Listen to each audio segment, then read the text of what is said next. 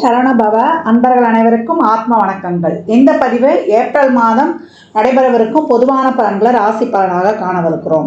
இந்த ஏப்ரல் மாதத்தில் ஒரு 5 கிரகம் நம்மளுக்கு மிரட்டல் விடுத்து கொண்டிருக்குது.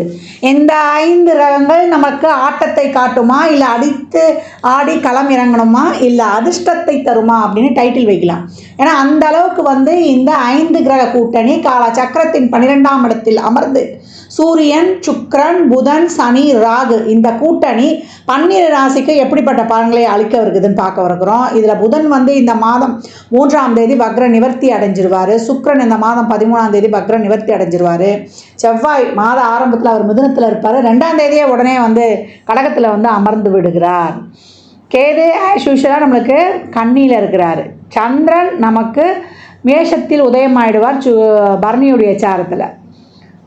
சூரியன் இந்த மாதம் 13ஆம் தேதி மேஷத்துக்கு அமர்ந்துடுவார். குரு ரிஷபத்தில் அமர்ந்திருக்கிறார். இப்போ இந்த குரு சுக்கிரன் பரிவர்த்தனை அதுவும் ஸ்ட்ராங்காக நம்மளுக்கு பலனை கொடுக்க போகுது. இந்த காலகட்டம் சூரியன் ஆத்மகாரகன் ஆன்மகாரகன் இந்த மாத பிற்பகுதியில் ஸ்தான பலம் அடைகிறார், உச்சநிலை அடைகிறார். நீ கவலைப்படாதப்பா, உன்னை நான் பார்த்துக்கிறேன்ப்பா, உனக்கு ஒன்றுன்னா ஓடியாந்துடுறேன்ப்பா அப்படின்னு நம்ம சொல்லிட்டனாலே அங்கே சூரியன் சிறப்பாக ஆக்டிவேட் ஆகிடும். ஆண் பெண் இருவருக்குமே, குறிப்பாக ஆணுக்கு சூரியன் பலமாக இருக்கணும். யார் எழுந்து நிற்கணுனாலுமே சூரியன் பலமாக இருக்கணும். உடலில் உள்ள அனைத்து எலும்புகளுக்கும் காரகன் சூரியன். அதனால் அந்த ஆன்ம காரகன் பலமாக இருக்கணும்னா அடுத்தவங்களுக்கு தைரியம் கொடுத்துட்டாலே போதும், இயல்பாக சூரியன் ஆக்டிவேஷன் ஆகிடுவார். இந்த கோள்களின் கோச்சார நிலையாலும் இந்த 5 கிரக கூட்டணி என்ன மாதிரியான செயல்பாடுகளை இந்த 12 ராசிக்கும் தரவிருக்குது என்பதை பார்க்கவிருக்கிறோம். பதிவினை முழுமையாக கேளுங்க, ஸ்கிப் பண்ணாதீங்க. இதில் சொல்லியிருக்கிற எளிமையான வழிபாடுகள், வாழ்வியல் செயல்பாடுகளை பின்பற்றி உங்கள் வாழ்வை வளமாக்கிக் கொள்ளுங்கள். ராசி தனுசு லக்னத்திற்கான பலன்களை காணவிருக்கிறோம். இந்த ஏப்ரல் மாதம் எப்படி இருக்கும் அப்படின்னு பார்க்கும்போது சனி பகவான் பயிற்சியாகி நம்மளுக்கு அர்த்தாஷ்டம சனியாக செயல்பட்டு கொண்டிருக்கிறார். அதை தாண்டி நம்மளுக்கு ராசி அதிபதி 6லையும் பூர்வ புண்ணியாதிபதினு சொல்லக்கூடிய இறைவனுடைய ஒரு அனுகிரகம் இருக்குது அப்படின்னு சொல்றத போய் நம்மளுக்கு செவ்வாய் 8ஆம் இடத்தில் நீசம் ஆயிட்டாரு. இறைவனுடைய அனுகிரகம் கொஞ்சம் கம்மியா இருக்குது அப்படின்னு சொல்லலாம். எவ்வளோ வேண்டுதல் வச்சா எனக்கு ஒரு ப்ராப்பரா நடக்கலன்னு சொல்லணும் இல்லையா, அந்த மாதிரி இந்த காலகட்டம் உங்க முயற்சிகள் நிறைய போடுவீங்க, செய்வீங்க. அதெல்லாம் இந்த காலகட்டம் கொஞ்சம் தடை தாமதங்கள் அதிகமாக இருக்கும். ப்ராப்பராக நான் போட்ட முயற்சிக்கு ஒரு ஒரு பலன் கிடைக்கலன்ற ஒரு அங்கலாய்ப்பு அதிகமாக காணப்படும். இந்த காலகட்டம் தொழிலில் நிறைய ஒரு வேலை பளு, ஒரு பணிச்சுமை, ஒரு வீட்டிலே ஒரு சுயமாக ஒரு தொழிலெலாம் நாங்கள் ஆரம்பிக்கணும் அப்படின்னு நினைக்கிறவங்களாம் அவசரப்பட்டு ஒரு அகலக்காலெலாம் வைத்திராதீங்க. பொறுமையாக ஒவ்வொரு செயலையும் செய்யுங்க. வேலை செய்கிற இடத்துல மேலதிகாரி உடன் பணிபுரிபவர்கள்லாம் கொஞ்சம் அனுசரித்து செல்லணும். இந்த காலகட்டம் புதுசாக ஆரம்பிக்கிறேன், புதுசாக ஏதாவது ட்ரை பண்ண போகிறோன்னா கொஞ்சம் நீங்கள் ஆற போடணும். இந்த காலகட்டம் லோன் வாங்குற விஷயத்தெல்லாம் ரொம்ப கவனமாக இருந்துருங்க. 4-6 பரிவர்த்தனை ஆகி உட்காந்துருக்கு. சுக்கரன் நீங்கள் உச்சமாக இருக்காரு. ஒரு இதுக்கு கடன் வாங்கி போய் இந்த இஎம்ஐ கார்டு தான் இப்போ எல்லாருமே மாட்டிட்டு கஷ்டப்படுறோம். அந்த மாதிரி நிறைய இடத்துல வாங்கி மாட்டிக்கொள்ளக்கூடிய அமைப்பும் இந்த காலகட்டம் காணப்படுது. ஏன்னா 6-11 ஆயாச்சு. அப்போ சுக்கிரன் இந்த காலகட்டம் எந்த ஒரு பிரச்சனையும் ரொம்ப பெருசாகும். குடும்பத்தில் உறவுகள்கிட்ட பேச்சுவார்த்தை செய்கிறதா இருக்கட்டும், அக்கம் பக்கம் இருக்கிறவங்க கிட்ட ஒரு அனுசரணையாக போகிறது, இதெல்லாம் ரொம்ப கவனமாக இருக்கணும் அப்படின்னு சொல்லியாச்சு. இந்த உடல் ஆரோக்கியத்தில் ரொம்ப கவனம். ஏன்னா அர்த்தாஷ்டம சனி வந்துருச்சு அப்படின்னாலே முதல்ல சனீஸ்வர பகவான் நம்மளுடைய செயல்கள் எல்லாத்துலேயுமே ஒரு தடை தாமதம் எல்லாத்துலேயும் ஒரு முடக்கம் கொடுத்தாலும் நம்ம அதை தாண்டி இந்த காலகட்டம் செயல்படணும்.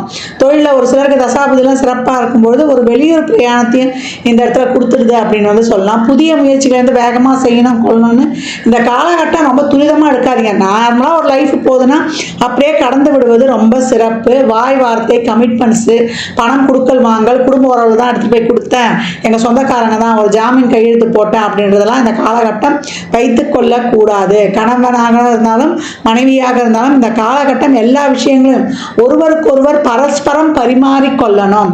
அதை தாண்டி உங்களுடைய வேலைகளில் ஒரு சப்ஸ்டியூட் வைக்காமல் உங்களுடைய ஒவ்வொரு செயலையும் நீங்கள் செய்யணும். மாணவர்கள் இந்த காலகட்டம் படிப்பில் அதிக கவனம் செலுத்தினா ஒரு ஞாபக மரத்தில் அதிகமாக இருக்கும். இப்போ காம்படிட்டிவ் எக்ஸாமு இல்லை ஒரு என்ட்ரன்ஸ் எக்ஸாம் எழுத போகிறோன்னா கூடுதல் முயற்சி அதிகமாக இந்த இடத்துல தேவைப்படுது அப்படின்னு சொல்லலாம்.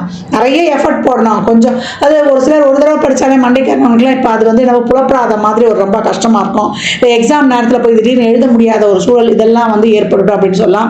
வெளிநாட்டு வேலை வாய்ப்புக்காக அதுக்காக கொஞ்சம் முயற்சி பண்ணுறவங்களுக்குலாம் நிறைய ஒரு தடை தாமதங்கள் ஏற்படும். ஒரு தடவை முடிகிற வேலை ஒரு 2-3 தடவை வந்து உங்களுக்கு ஏற்படுத்தும் அப்படின்னு சொல்லலாம்.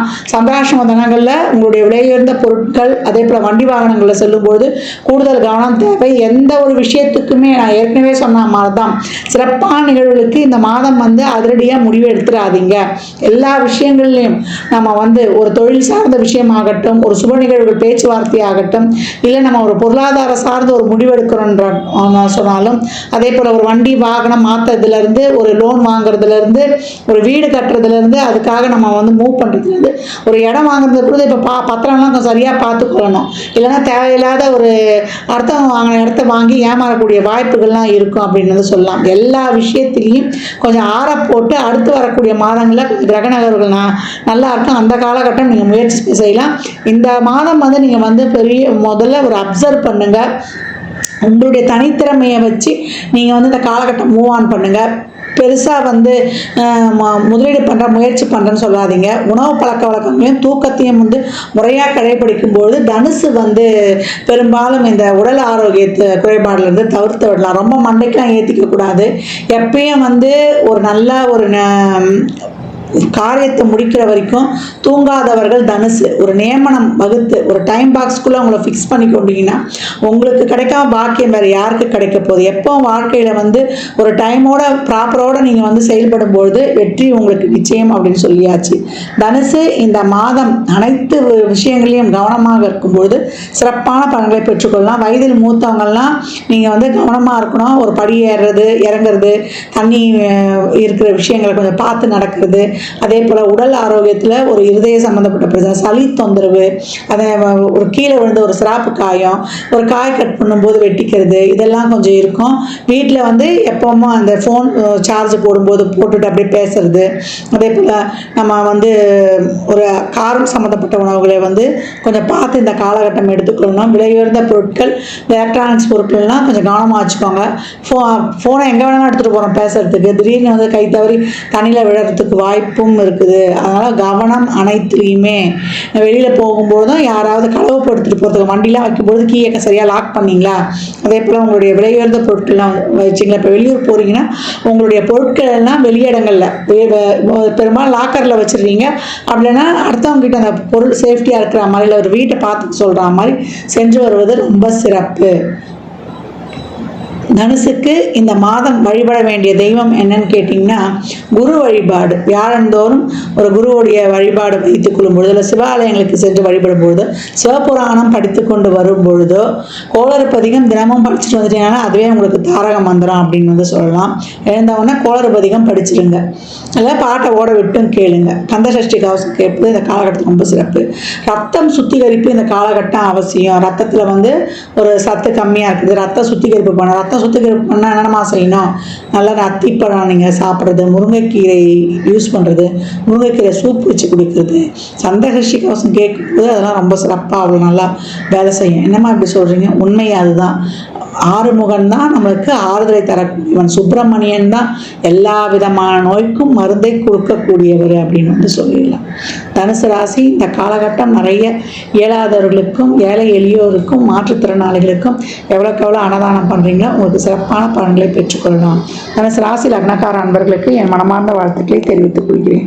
இந்த காலகட்டம் 12 ராசிகளும் வந்து இந்த அன்னதானம் பண்ணுறதை தாராளமாக பண்ணுங்கள். வாயில்லா ஜீவன்களுக்கு வந்து தாராளமாக உங்களால் இயன்ற உதவிகளை செய்யுங்க. இல்லை அந்த மாதிரி இருக்கிற அமைப்புங்களுக்கு நிதி உதவி பண்ணிடுங்க. முதியோர் இல்லங்கள், தூய்மை பணியாளர்கள், துப்புரவு பணியாளர்களுக்கு உங்களால் இயன்ற உதவிகள்லாம் தாராளமாக செய்யுங்க. ஏன்னா சனி இருக்கக்கூடிய இடம் 12ஆம் இடம். எவ்வளோக்கு எவ்வளோ நீங்கள் தான தர்மங்கள்லாம் பண்ணுறீங்களோ தேவையில்லாத விரயங்கள், நம்ம மனசு கஷ்டப்படுற மாதிரி ஒரு ஹாஸ்பிட்டல் செலவெல்லாம் ரொம்ப குறையும், அனாவசிய செலவு குறையும். இந்த மாதிரி நல்ல காரியங்கள்லாம் செய்யும்பொழுது நம்மளுக்கு சந்தோஷமாக செலவு பண்ணிடலாம். அதே போல் நல்லெண்ணெய், தேங்காய் எண்ணெய், வேப்பெண்ணெய், இழுப்பெண்ணெய், நெய், விளக்கெண்ணெய் போட்டு அந்த 6 தீபம் எழுத்து சொல்லியிருப்பேன் இல்லையா, அது எப்போல்லாம் டைம் கிடைக்குதோ நம்ம வாசலே ஏற்றலாம். ஷட்கோண தீபம் வாசலே ஏற்றலாம், நடுவில் நெய் தீபமும் ஏற்றலாம், இல்லை முருகர் படம் இருந்தாலும் வைக்கலாம். இந்த மாதிரி ஏற்றி வழிபடும்பொழுது உங்களுடைய அனைத்து விதமான பிரச்சனையும் தீரும். இந்த வேப்பெண்ணெய்லாம் ஊற்றி எழுதும்போது வாசலை எடுத்துங்க. வீட்டில் எழுத்தும்போது 1 சொட்டு 2 சொட்டு அந்த காமாட்சி அம்மன் விளக்குலையே கூட நீங்கள் ஊற்றிடும்போது ரொம்ப சிறப்பாக இருக்கும். கோயிலில் நிறைய உதிரியாக எலுமிச்சம்பழத்தை வாங்கி கொடுங்க. வெற்றிக்கனி 33 எலுமிச்சம்பழம் குலதெய்வ கோயிலில் ஒரு மஞ்சத்தூள் ஒரு குங்கும பாக்கெட்டோட தாராளமாக கொடுத்து வரும்பொழுது உங்களுக்கு மிக சிறப்பான பலன்களை காணலாம் அப்படின்னு சொல்லியாச்சு. அதே போல் இந்த காலகட்டம் அனைவருமே நிறைய எவ்வளோக்கு எவ்வளோ பழைய ஆலயங்களுக்கு சிவாலயங்களுக்கோ இல்லை இறை வழிபாடுகளை மேற்கொள்ளுங்க. அந்த ஆலயங்களில் சென்று அமருங்க. ஏன்னா அந்த பிரமிடு வைடுடைய முழு பலன்களும் ஆலயத்தில் அந்த கோபுர அமைப்பு மாதிரி இருக்கக்கூடிய நம்ம கருவறை வளாகம் இல்லை கோயிலை சுற்றி வர அந்த ஆகர்ஷண சக்தி அப்படியே இருக்கும். அந்த ஆகர்ஷண சக்தி நம்ம உடலில் உள்ள உயிர் சக்தியோடு இணையும் போது மிக சிறப்பான பலன்களை நீங்கள் கண்கூடாக பெற்றுக்கொள்ளலாம். அன்பர்கள் பதிவினை முழுமையாக கேளுங்க. தாங்கள் கேட்பதோடு மட்டுமல்லாமல் உங்கள் உற்றார் உறவினருக்கும் பகிருங்க. மற்றும் ஒரு சிறப்பான பதிவில் சந்திக்கும் வரை தங்களிடமிருந்து விடைபெற்றுக் கொள்வது ஆதித்ய சொர்ணலக்ஷ்மி. ஜாதகம் பார்க்க விரும்பும் அன்பர்கள் இந்த எண்ணிற்கு ஒரு மெசேஜ் செய்யுங்க. தங்களுக்கான விவரங்கள் அளிக்கப்படும்.